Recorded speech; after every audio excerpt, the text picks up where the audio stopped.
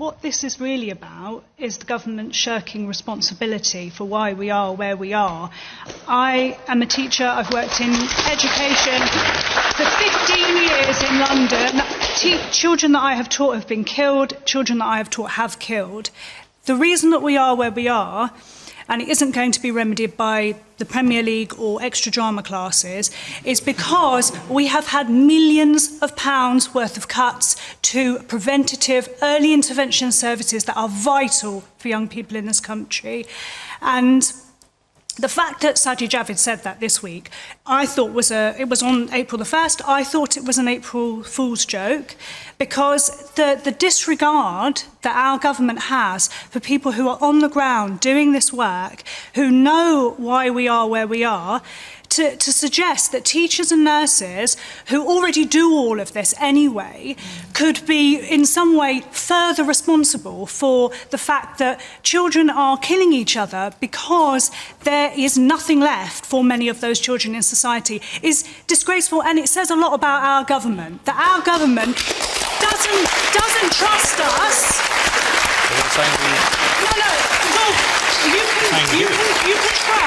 You can shrug your shoulders, and that's the point, isn't it? That we've got people in government who do. They shrug their shoulders, they tell us what reality is for us, for people who are doing the jobs, and then they come out with sound bites like, oh, teachers and nurses, you can identify people who are at risk, and if not, you'll be accountable. It's disgraceful. This is why the government is not fit for purpose anymore.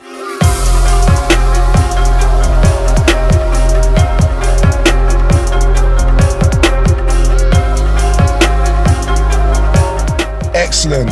Well, welcome to another episode of PowerTalk, and today we are joined by somebody who I've got a lot of respect for, who I've seen from afar, and she's a teacher in South East London.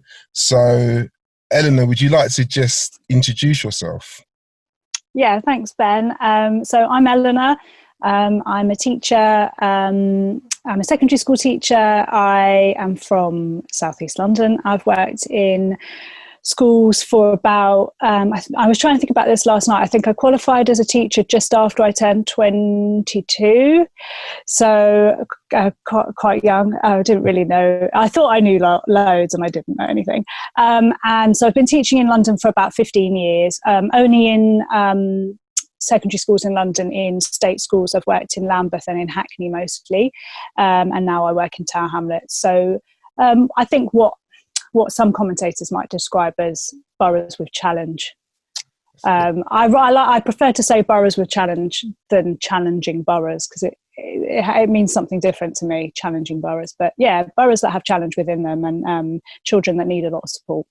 That's great. And you came on my radar because one of the things about PowerTalk is that I always try and get as many people from the sector to talk on their perspective on youth violence, solutions, best practices. But you came on my radar about a year ago because of quite an interesting exchange you had on Question Time. Yeah. And do you want to just explain? Because I watched this and I was like, whoa. Okay, this teacher's not having any of it. She's going in. She's really making a point about the teacher perspective around kind of trying to engage him with this youth violence issue. Do you want to just explain that whole kind of how you got into that and what did you actually say? So it was about a year ago, because it was quite close to my birthday, and we've just gone past that now. And it was in response to an announcement I think that Sajid Javid made on the 1st of April, which was sort of interestingly timed, because it was such a ridiculous statement that he made that on April Fool's Day I thought it was possibly a bit of a joke. And it was about teachers and nurses being held accountable for not spotting the early signs of youth violence in children, and basically increasing the accountability of teachers and nurses more than we already are accountable, which is a huge amount. And it was a typical kind of government soundbite to, in my opinion, as a practitioner who's worked with children for, like I said, 15 years, to divert everyone's attention away from some of the reasons that we are in the situation that we're in with regards to youth violence, and hold up public sector workers as being people that need to kind of shoulder the burden more than they already are doing, which is a huge amount already. So it made me really cross. It made me very sad. It was more of the same, in my opinion, just not engaging with the reasons for the massive upturn that we've seen in youth violence in London and the rest of England. And then so I went on Question Time, and I wrote a question about youth violence, which didn't get chosen. But then somebody else asked a very similar question. So I thought, this is my time if I don't say something now. And so the minister who was on at the time from the government made a statement. It was very ill-informed. It was the normal sort of thing that you get from lots of politicians who have no idea about the realities out there in the real world. And so then I made my point that actually the reason that youth violence is, in my opinion, at a peak is because we have seen many, many years of savage cuts to public sector, in particular education, charities, early intervention, all of the things, all of the building blocks that you need in a functioning society to support young people. And it's very easy to point the finger at teachers, nurses, doctors, whatever, police, to a certain degree, rather than engage with taking responsibility for the effects of those cuts. So I was really cross. There was a point when I was talking where I thought that I might burst into tears, which is not like me at all, because I was really emotional about it. I've seen young people. I've taught young people who have died, as I said on Question Time, and I've taught young people who have committed really horrific, violent offences as well. All of them children, and all of them children who need huge amounts of support and love. So it's something that is very important to me. Yeah, I mean, and your passion definitely came across in that short soundbite. And I think it was amazing, because I think what we don't tend to really understand is the pressure which teachers are under. Definitely, in my experience, I have unfortunately worked with multiple young people who have lost their lives or their families, but I've also spoken to a lot of the teachers who taught them. And you guys are going through trauma. You guys have loved and nurtured these young people, but we don't get to often talk about how do you recover, how do you heal, where do you get your support and supervision. So you've already mentioned that you've worked with, taught children who are both perpetrators and maybe victims. Though I think there is a fine line between what is a victim and a perpetrator, just to be clear. Completely agree. But kind of just talk us through the experiences. How did you manage to continue? What kind of happens when, unfortunately, a situation like this, when a young person might lose their life or get seriously injured? How do teachers kind of just continue to work in that context? Well, it's very difficult. I mean, I will speak to the journey that I've had as a teacher, and I think for some teachers it will seem completely alien, depending on where they're working, and other teachers it probably chimes and rings true. So, like I said, I qualified as a teacher when I just shortly after I turned 22. I was quite young. I grew up in South East London. I grew up in a council flat in New Cross. I went to a selective but not a private school. I benefited massively from education. I was the first person in my family to go to university, so education was really important to me. Because I could see, I benefited from the effects of education. I also had a really supportive family, which is another thing I'll come on to. But I wanted to go into teaching because I wanted to support young people, and I like working with young people. I took a job when I first qualified at a school in Lambeth. It's in a triangle between Kennington, Stockwell and the Oval. I think maybe on like minute 2 or 3 of starting the job, I realised that my teacher training had not prepared me in any way, shape or form for the job that I was about to undertake. And obviously there's a huge dropout rate of teachers. You know, if you look at the statistics of teachers in the UK, in England, a lot of teachers quit very quickly. And a lot of teachers that I qualified with quit very quickly.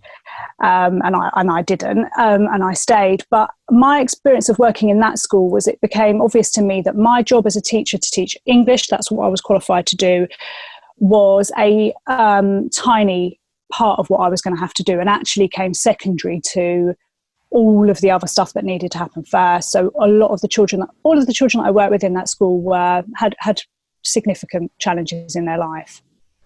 Some had come as unaccompanied minors to the UK as refugees. There were some that were living in families where there was intergenerational offending, and they were exposed to that. And they all grew up in the area around the school, which is an area that has very high levels of crime and deprivation. So my exposure to youth violence from a teaching perspective, I had experience of that growing up in the area that I grew up in, you know, seeing that around me. But my experience of it as a teacher was fairly quick and in my first teaching job. And we had children in that school who were known to the youth offending system, children who came and went because they were in and out of youth offending institutions, and children who were coming from families where offending was a reality for them. So that was my first sort of exposure to that, and I found it very difficult. I found it really hard to keep going every day. And there wasn't a massive amount of support in terms of kind of formal support for staff. There isn't formal support for staff. There's not psychological support for staff in that way. But the staff within the school were very supportive of one another. And I just carried on because I was passionate about working with those young people, and my other aspects of my life just went on hold. I didn't really have a life for many years. When I was thinking about how hard I worked at the time, I definitely couldn't do that now with my own family. And I think that's another thing around teaching and why teaching people burn out. So that's how it started for me. And then I went into working in Hackney, and I went into working in a big secondary school in Hackney, in another very challenging part of the borough, and again at both of those schools, particularly the second one, there were high levels of youth violence, and we would feel that within the school, the effects of that, and the children, you know, would bring that into the school in terms of what, you know, their reality and what life was like for them.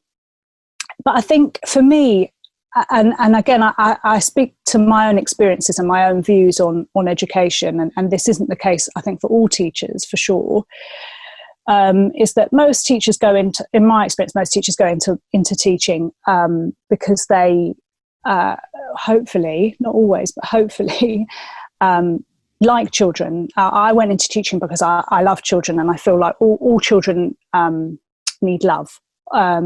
And they need that through school as well as out in the wider world.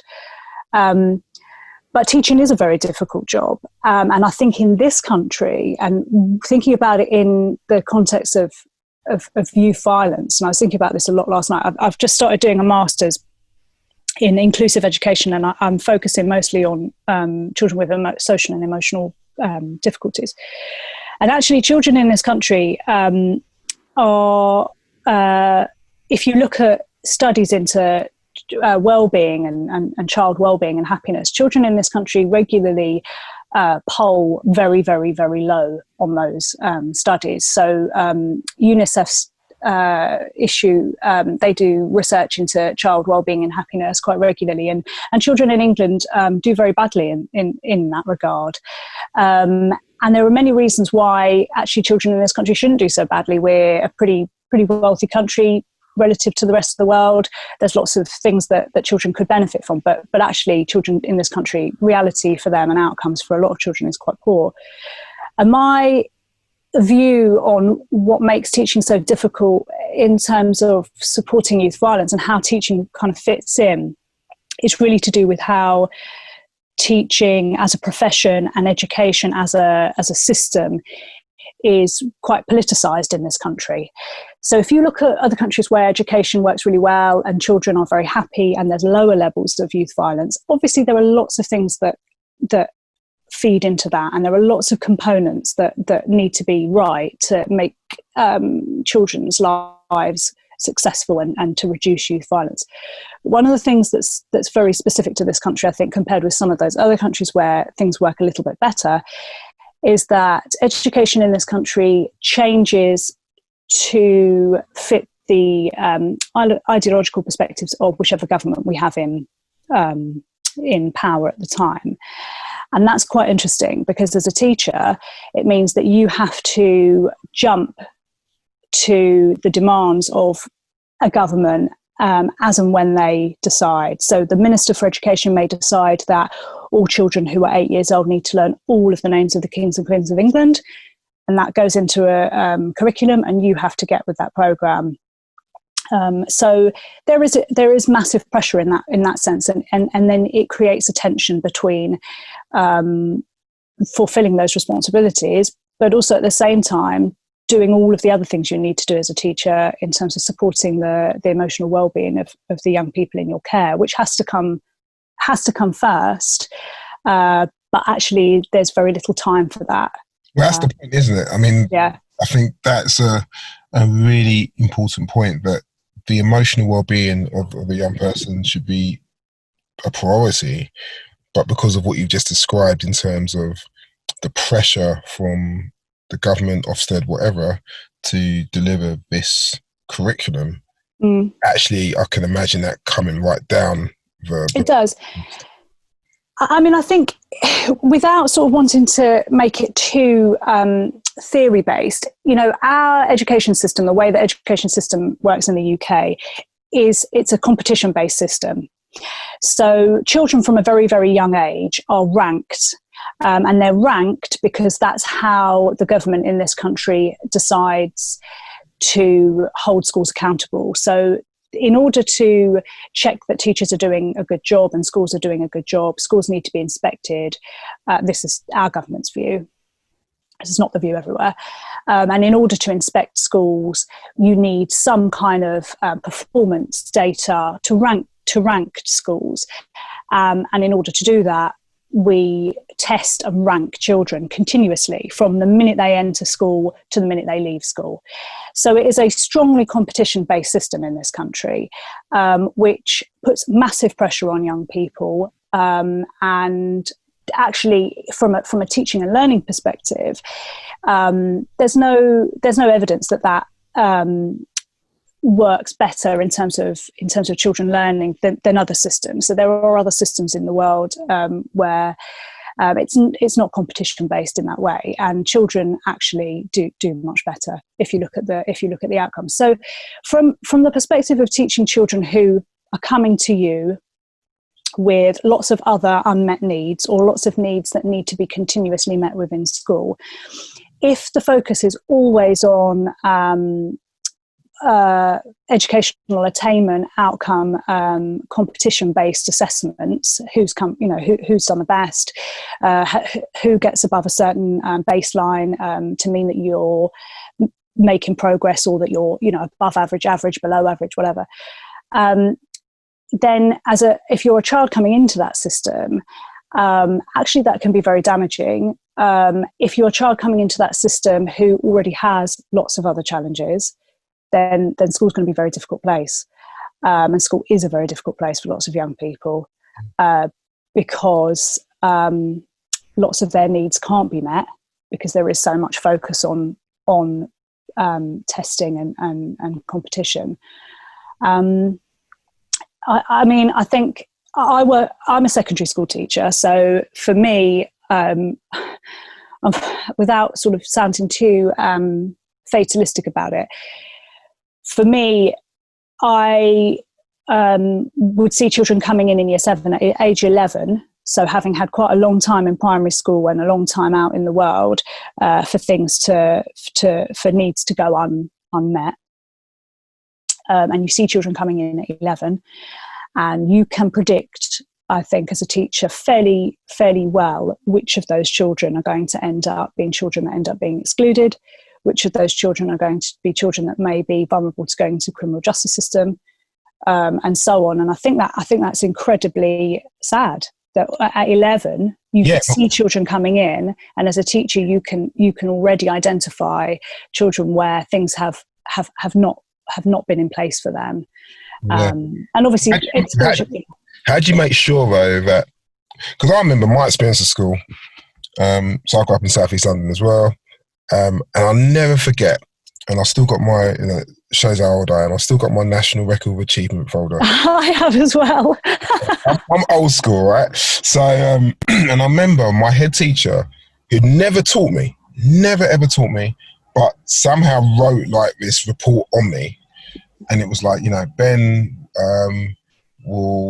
he's probably not, I think it was something like, he's probably not academic enough to go to university, but I would imagine like a vocational kind of qualification will be better for him. And I remember reading that at 16 thinking, you've never taught me, yet you've come to that conclusion, you've put me into a bracket.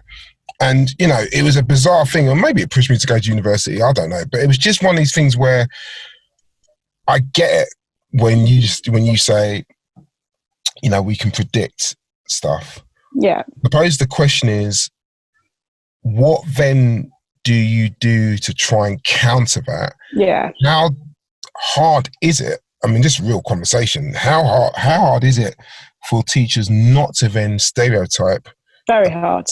And have like, well, that kid's from this particular background or that particular, so they're going to end up, the equation is you're from that background, got this particular vulnerability equals you're not going to end up academically in a good place. How do you break that stereotype, and what type of things it's a challenge, isn't it? It is a challenge. I think it's a bit more complicated than that. I think as teachers, you see children coming in, and when I say you can predict, what I mean by that is not that as a teacher you think, that child, this is what I think is going to happen to that child, so I'm powerless to do anything about that, and that's just what's written for that child's future.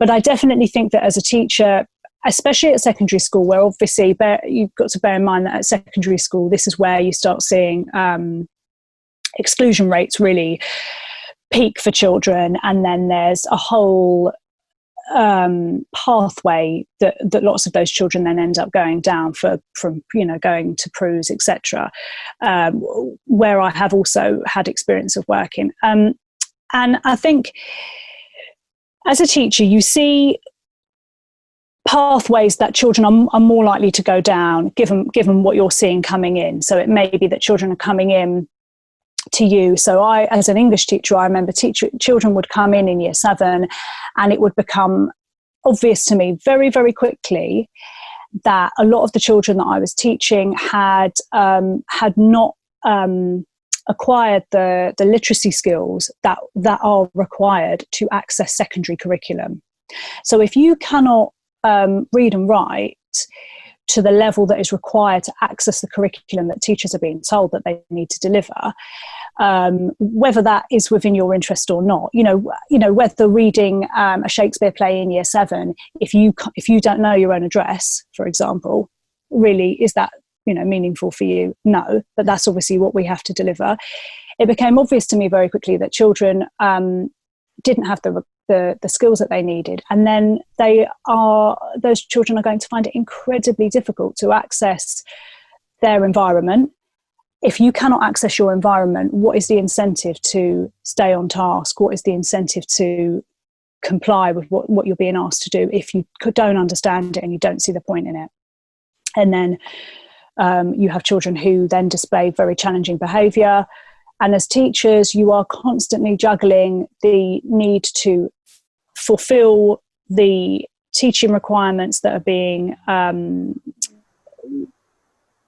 being asked of you, and at the same time support children who may be displaying challenging behaviour, and then the other children in the class who are witnessing that as well. So I think most secondary schools in England try very, very hard to support children with challenging needs and with additional learning needs. Most secondary schools do, and I think most teachers that I've worked with are committed to doing that.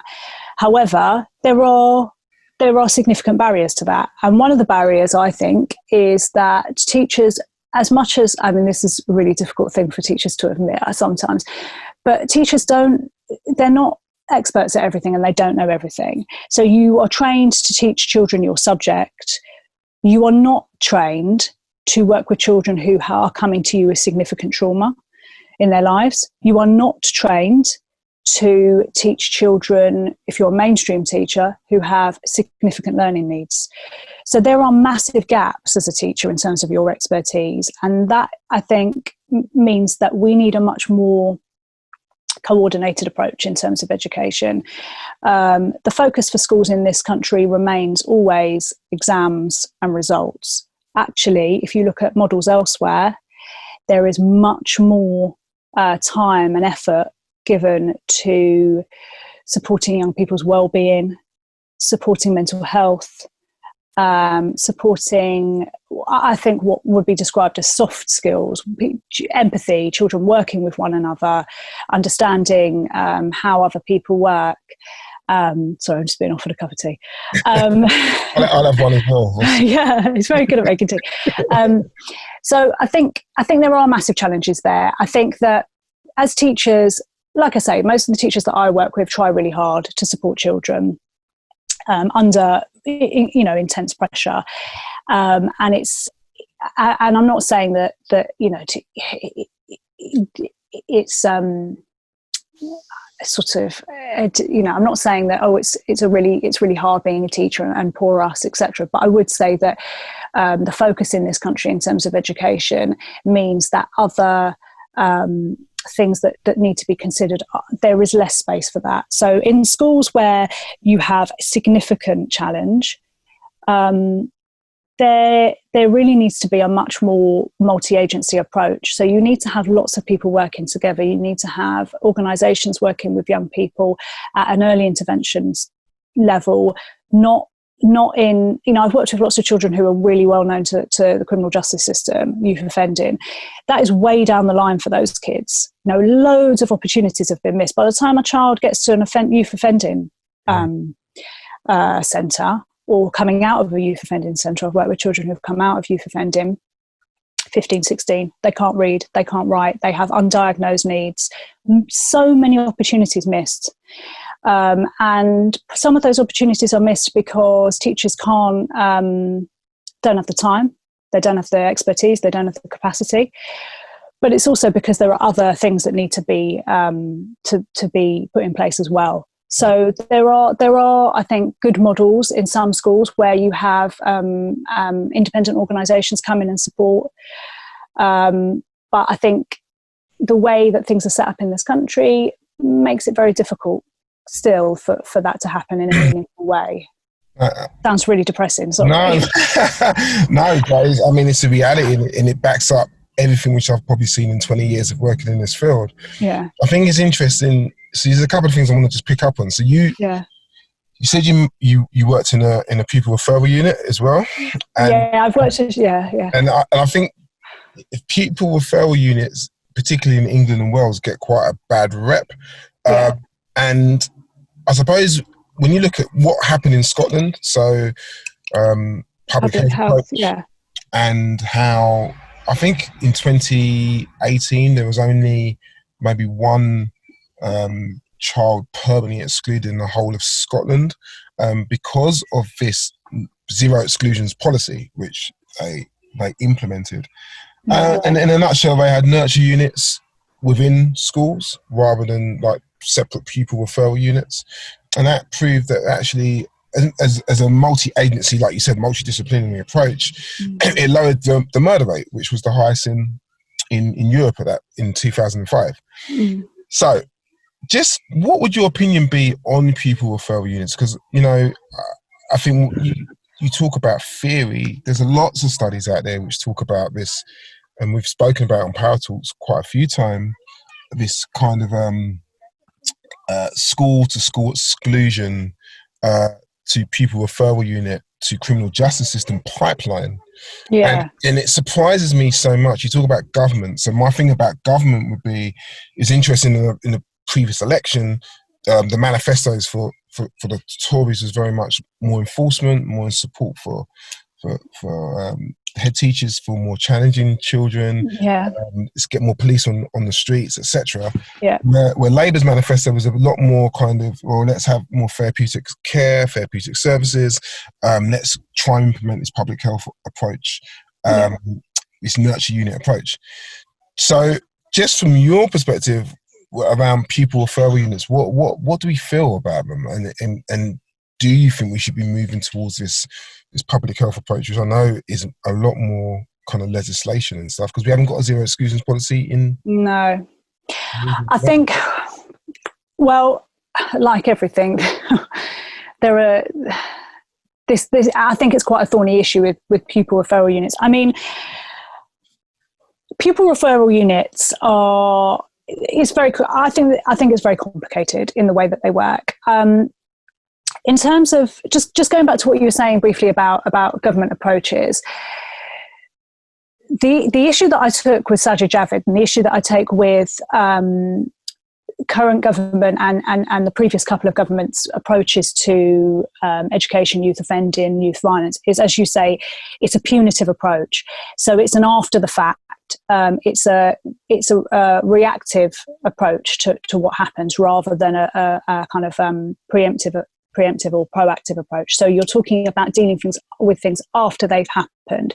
So you're dealing with children in schools who may be displaying violent behaviour in schools, disruptive behaviours in schools, by giving teachers more powers to physically tackle those children and restrain them and all the rest of it. That is something that you're putting in place as a sticking plaster after a legacy of failure. So without wanting to go into kind of too much about my own personal political views, because I make no bones about the fact that I'm not a supporter of the Conservative Party, and I'm not a supporter of Conservative Party policy on education or youth offending or any of the rest of it.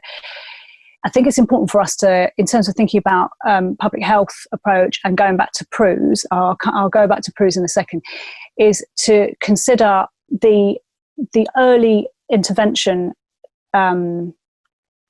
models and the things that need to happen as a starting point before you get to a child hitting somebody at a secondary school or being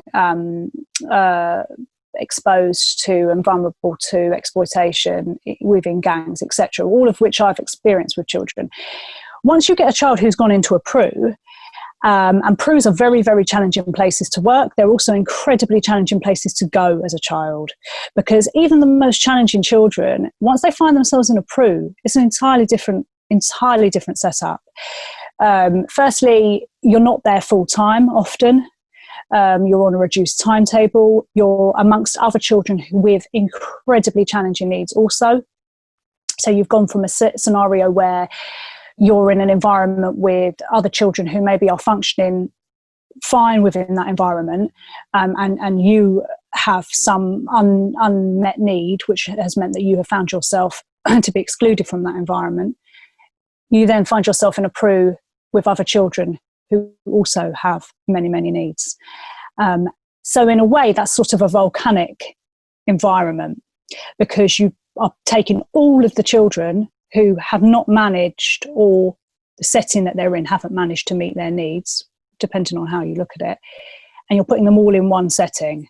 So the statistics for those children are shocking. You look at how much more likely you are to go into youth offending if you've been in a PRU, or if you go into youth offending, like you go somewhere like Felton, for example, where I've had experience.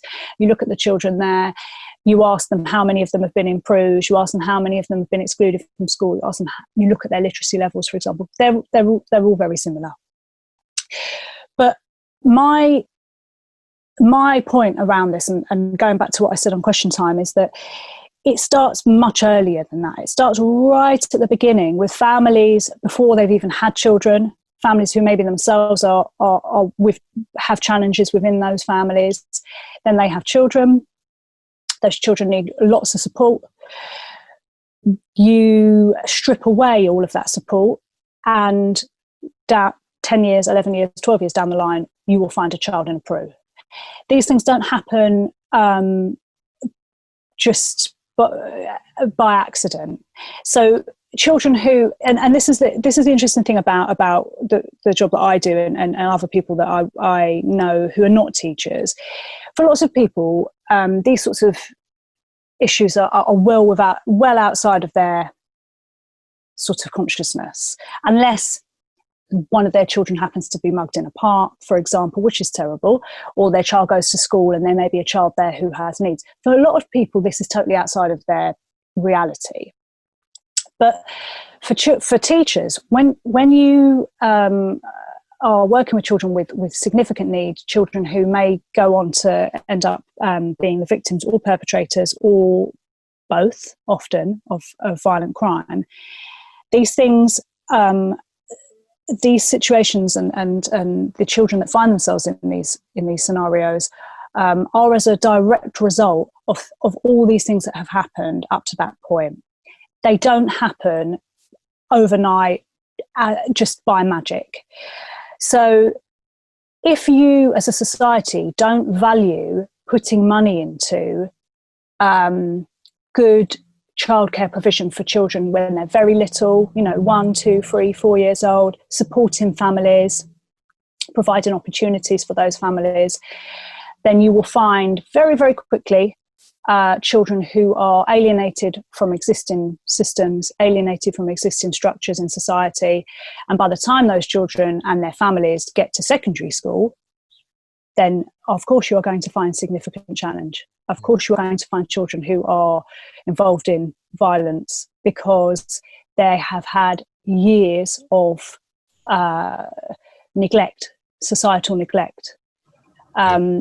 So from that perspective, in terms of a public health approach, it's difficult with Scotland because this public health approach is used to justify all sorts of different things. And the problem with it, like anything, like even me referring to systems in other countries, is you have to, everything is context specific. So what happens in England and bringing in things to work, it has to work within this system. And you can't look to what was implemented in Scotland and just replicate it completely here. It doesn't work. You can't drag and drop it. No. You can't drag and drop. You can't copy something. It doesn't work. What I think is important, what I think is sound, is a couple of things. One, the importance of early intervention. And you get practitioners saying early intervention and people say, well, what does that mean? It means putting in place the foundations, the functional underpinnings to try to provide all young people with the right starting points in their lives. So you try to mitigate against anything that is going to undermine those children having a happy and successful life from the beginning, not after the fact, after you've already got difficulties arising. Oh, you've got a child coming in, he hasn't had breakfast, she hasn't had breakfast, so therefore they're not going to focus in class, they've done something naughty, then they get excluded. There are many things that can happen up to that point that society can put in place, thinking, collectively with lots of different agencies working together. Those are the things that need to happen as a starting point. And I think my experience of being a teacher, mostly under Conservative government, and it's not bashing the Conservatives necessarily, but if you look at violence, within the last 15 years, youth violence within the last 15 years, we have seen an exponential increase. And happiness for children in the UK is very, very low. Yeah. So I think there is definitely justification for saying that policies that have resulted in the reduction of funds for early intervention models, the reduction of funds for charities and organisations that can support young people, the increase in punitive approaches. I mean, I haven't mentioned the police, but the increase in things like police in schools, stop and search, exclusions, having inclusion units within schools, the suggestion that teaching staff could have more powers of physical resistance towards children. I mean, I find that horrifying, and I think most teaching staff would. Yeah. And that all comes way too late after you've, and I think again, as I say, the reason I got so cross about the stuff on Question Time was that to say to teachers that this stuff can happen at this point down the line, when we know that lots of those children could have been helped and supported and put on slightly different paths with all of the support that has been stripped away. Yep.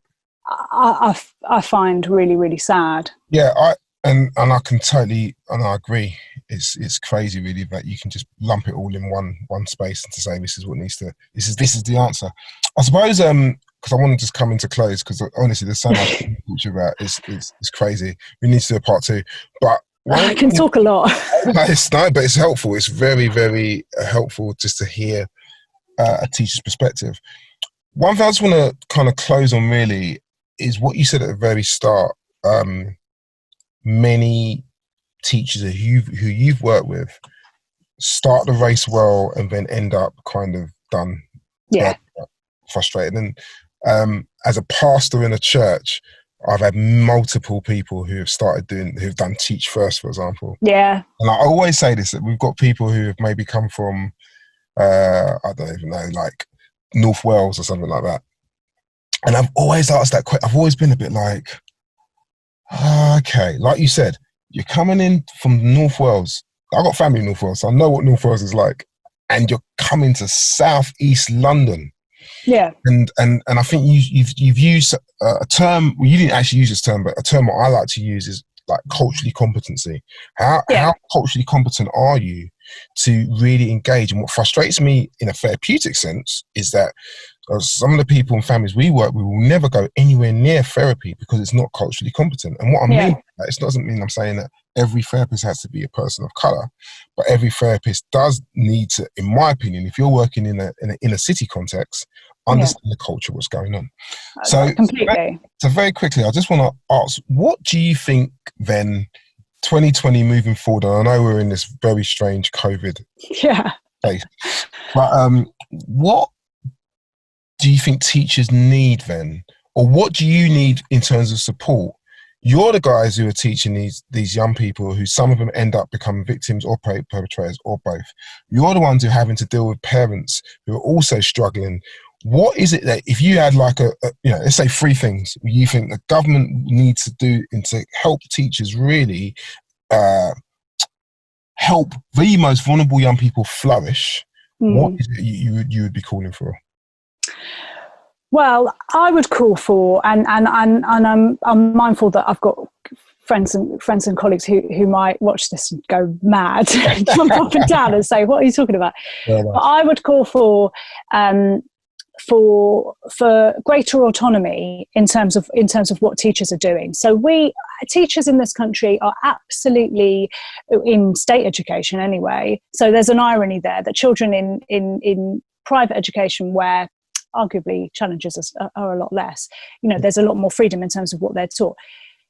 In state education in the UK, we are directed by, we must follow what is set out by the Department for Education and all of the curriculums and the measures that we're judged by as teachers in schools. But teachers aren't really involved in discussions around how that is shaped. So if I was going to call for something, I would say that the political the way that political ideology in this country shapes how education works is very problematic. So you have governments with particular political views shaping the way that education works in this country, with very little consultation with teaching staff or with educational experts. So decisions are made, but they're not made based on any proper pedagogy or teaching and learning underpinnings. So I would say that teachers need to be far more involved. They need to be the drivers of how the education system in this country works, because they're the ones doing the jobs. They're also the ones that know how to teach children. No disrespect to government ministers or their advisors, but unless they've actually taught in schools, it's very difficult for them to make sound judgments about education and teaching. So teachers must be at the forefront of those decisions, and they need to be part of shaping the way that education system in this country looks. So that's the first thing. So we need to be, rather than things being done to us as teachers, and then we have to then just get with the program and put it in place. Teachers must be part of shaping that. That's the first thing. The second thing, I think, is that when those discussions are taking place about how education should look in this country, how schools are judged, what is important in terms of education, why are children going to school? Is it just that they pass exams? What are those exams for? How is that going to improve a young person's life and their outcomes long term?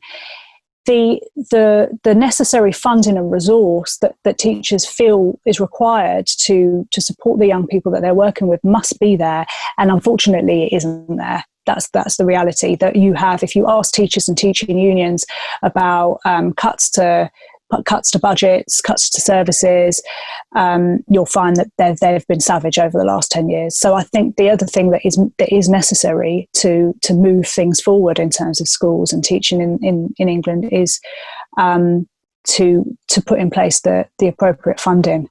Because if you're a head teacher and you've had your budget slashed, your school is going to be judged on exams. Always. It's not being judged on how happy your kids are. It's always going to be judged on exams. So the first things that will be cut from a school, if a budget is cut, is things like the school counsellor, getting in an organisation to do an assembly about knife crime. All of those other things that should be happening in schools, they will be gone. They're the first things to go. Support staff, teaching assistants, LSAs, people that support children in maybe supporting their learning needs, but also supporting their emotional needs as well. They are the first people to go if budgets are cut. So being able to drive the conversations around education, first of all, teachers must be at the forefront of that. The appropriate funding, I think, is the second thing.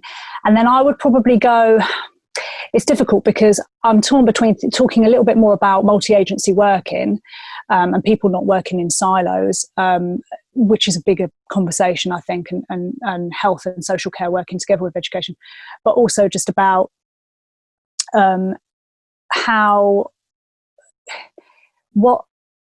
it's a bit of a, I don't know, maybe it's a bit too philosophical, but why we send children to school in the first place and what they're doing there. If you look at curriculums in the UK or in England, if you look at curriculums in England, I question, especially as an English teacher, I question a lot of what is taught and why it's taught. So I think that needs to be looked at. But that goes back round full circle, I think, to the first point, which is having teachers driving that conversation. If you ask somebody who has done the job for years and is doing the job every day what is needed, you will get, by and large, pretty good information. If you decide in a room of people who have never ever taught and have no experience of going to school other than the fact that no experience of school other than the fact that they went to school maybe, and they are driving the agenda, then that is problematic. I think you've nailed it, and I think that is often, unfortunately, the people who are on the ground do not have a seat around the table. No. And I'm always surprised about that. And I think I feel for teachers, because I honestly think there's an immense pressure. Every teacher I know, there's an immense pressure to get results. Yeah. And there's also an immense pressure to provide emotional support to the most vulnerable young people. So I think you're in this kind of, you're caught between a rock and a hard place in what you give your energy to, particularly if you haven't got the support systems in place to kind of back you up in that. So I think, so I suppose what I want you to hear is that I have the utmost respect for you guys. I think it was brilliant, just the way you spoke out. I think there was a boldness and a courage there, which, you know, I wish more people had.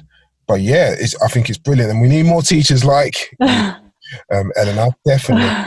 So, I don't know if some of the kids that I've taught would say that. well, yeah, we'll find some for the next. I bumped into some boys that I taught in Hackney who are now men a while ago, and it was really lovely to see them, and it did restore my kind of feeling of you know, it's important to have stayed doing this for so long. I mean, one thing that I haven't mentioned, which again is a conversation for another time, and I think this would be good for somebody who's better placed to speak to this than I am, because I'm not as young as I like to think I am. I'm not a young person, and I'm not a kid in school. Is the voice of young people and the voice of children in schools, and that is something that also is very much neglected in this country. And I say in England, I don't know what it's like in the rest of the UK, but young people's voices in England in terms of how they experience school is very much neglected. So that's a whole nother thing. I mean, that's a great point, and I think so much of this conversation is done without young people being around the table. 100%. So I totally agree. Ellena, I want to say thank you for your time. You're welcome. You for your energy and your hard work. And we salute you. And anything we can do to support you from Power to Fight, we'll happily engage. So thank you so much for your time. Really you're welcome. Pleasure. Thank you so much. No problem.